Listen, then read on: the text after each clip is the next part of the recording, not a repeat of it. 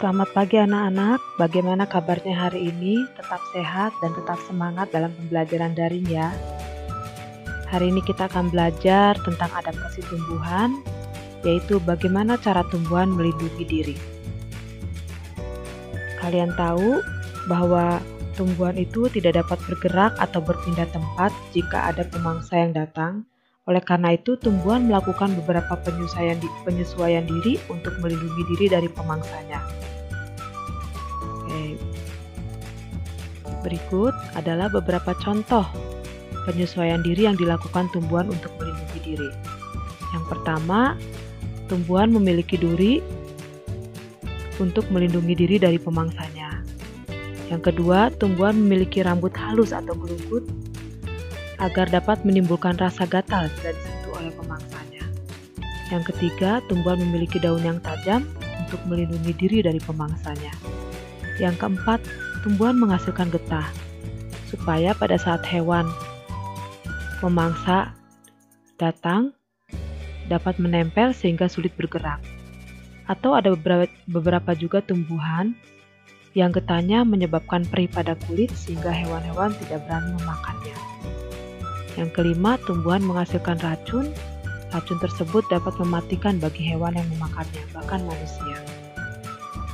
Ini adalah beberapa contoh tumbuhan yang memiliki duri, yaitu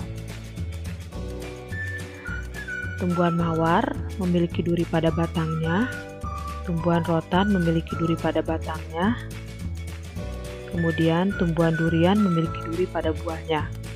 Selain tumbuhan mawar, rotan, dan durian, ada juga tumbuhan bougainville, tumbuhan kaktus, tumbuhan salak, dan tumbuhan putri malu juga memiliki duri pada batangnya. Dan fungsinya jelas untuk melindungi diri dari pemangsanya. Kemudian ini adalah contoh tumbuhan yang memiliki rambut halus atau gelunggut. Contohnya, tumbuhan bambu terdapat rambut halus pada batangnya. Tumbuhan jagung terdapat rambut halus pada daunnya. Ingat rambut halus pada daunnya ya, yang berfungsi untuk melindungi diri dari pemangsanya, bukan rambut halus pada buahnya ya, tapi rambut halus pada daunnya. Kemudian ada juga tumbuhan terung, juga terdapat rambut halus pada daunnya. Tumbuhan tebu juga terdapat rambut halus pada batangnya. Dan semua itu dapat menimbulkan rasa gatal bila disentuh oleh pemangsanya. Kemudian contoh tumbuhan yang memiliki daun yang tajam, yaitu tumbuhan nanas, terdapat daun yang tajam di tepi daunnya. Begitu juga lidah buaya memiliki daun yang tajam dan berduri di bagian tepinya. Lalu ada juga tumbuhan kaktus, sudah jelas ya, daunnya berduri, ini juga untuk melindungi diri dari pemangsanya. Berikutnya, contoh tumbuhan yang menghasilkan getah, yaitu tumbuhan sawo, buahnya menghasilkan getah, tumbuhan pepaya juga buahnya menghasilkan getah, tumbuhan karet, batangnya yang menghasilkan getah, tumbuhan mangga, buahnya yang menghasilkan getah. Lalu ini tumbuhan patah tulang, batangnya menghasilkan getah. Dan fungsinya sudah jelas ya, supaya pada saat hewan pemangsa datang dapat menempel sehingga sulit bergerak. Juga ada beberapa tumbuhan yang getahnya menyebabkan perih pada kulit hewan sehingga hewan tidak berani memakannya. Lalu berikutnya contoh tumbuhan yang menghasilkan racun, yaitu tumbuhan jarak dan tumbuhan kecubung.